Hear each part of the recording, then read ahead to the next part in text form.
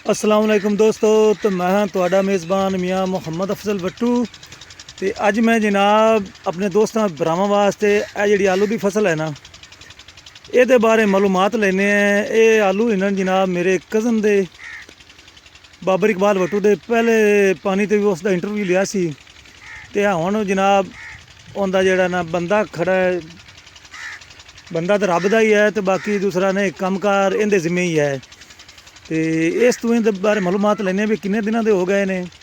तो हुण तुसीं इहनूं की लगांदे पै जे। तो कल मेरे ख्याल स्प्रे किया सूँ। तो अज इस बारे पुछने हैं भी मालूमात लेने हैं आलूआं दे बारे भी, ताकि दोस्त अहबाब जितने भी मेरे दोस्त हैं ना उन्होंने भी पता चल जाए। तो ये जिहड़ी फसल है ना भाई, मैं खुद तो कदे कष्ट की नहीं ने, क्योंकि ना इहदे नाल ना चंगा भला बंदा होवे तो अगर रेट घट जाए तो जेड़े बंदा ठीक भी होवे ना वो भी ब्लड प्रैशर का मरीज़ बन जाता है।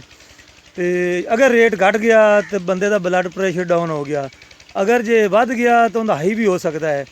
इस वास्ते जी रिस्क वाली फसल है ना, खास करके आलू भाई जी, आलू के नेड़े तो मैं कदे भी नहीं गया जे, शायद जावा भी गा भी नहीं, क्योंकि ना ये चंगे भले बंदे दियां नींदरां खराब कर देंदी फसल जदों भी तैयार होंदी है।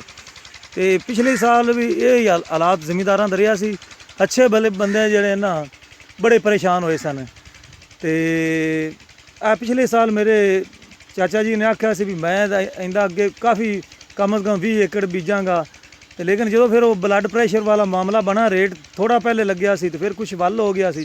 पहले तो एक बोरी का 400 लग्या सी, बाद कितने दे बेचे सर? 700 दे। फिर इन्हें जनाब 700 दे बेचे। तो फिर जाके जरा ना ब्लड प्रैशर कुछ नॉर्मल होया, तो साथ ही डॉक्टर की भी खिदमात हासिल करनियाँ पईयां, दवाई वगैरह भी लेनी पै गई। इस वास्ते इन्हें फिर 20 की बजाय ना इस पिछले मरतबा इन्होंने 10 एकड़ सन, इस सारी इन्हें फिर हट के 4 किले जोड़े ने वो बीजे ने।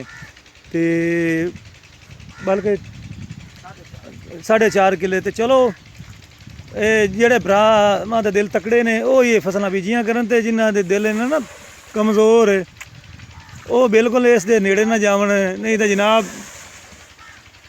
बड़ी मुश्किल पेश आती जे है अपने प्यारे पाकिस्तान में।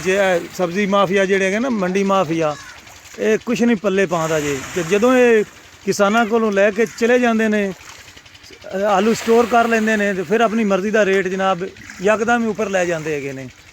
तो चलो पुछने हैं इम्तियाज़ साहब तू भी की करते पे। अस्सलाम वालेकुम इम्तियाज़ खान। ये जनाब हुण की कर रहे जे?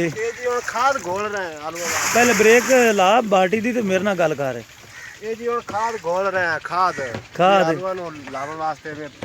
यूरिया? हाँ जी। ये कली यूरिया नहीं भाई, 2 किलो सल्फर है। सल्फर की कोई डब्बी डुब्बी कितने? डब्बी नहीं हैगी, वो वैसे पैकेट पूरा लिया तो उथों घरों ही लिया है 2 किलो इहदे विच। तो दोस्तों कलर वेख लो, दुध रंगा होया पिया जी। ये सल्फर पाई खड़ा है जी 2 किलो फी एकड़ के हिसाब नाल। ते ये दिन च 1 या 2 एकड़ ही करते हैं, आराम नाल लीटर चलता रहता है। तो फिर अगले दिन मजीद 1-2 एकड़ कर लिया। इस तरीके पानी लगाते हैं, तो खुद भी नहीं परेशान होंगे, तो ज़्यादा मुशक्कत भी करन दे आदी नहीं है। तो हुण वेख सकते जे कल इन्हें स्प्रे भी किया जे उपर। किहड़ा स्प्रे किया कोई है याद?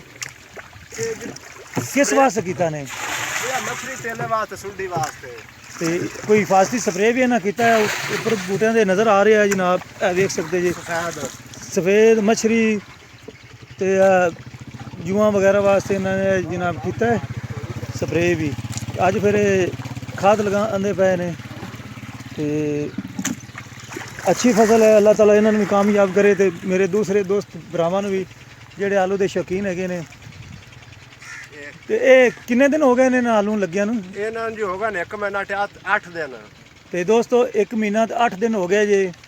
तो इन्होंने तकरीबन कोई किन्ने महीनों तैयार होंगे ने? 3 महीनों में। 3 महीने 90 दिन, 90-95 दिन या 100 दिन कंप्लीट मुकम्मल हो जाते हैं जनाब। दूसरा ना पक तैयार हो जाते हैं, फसल पक तो तैयार हो जाती है।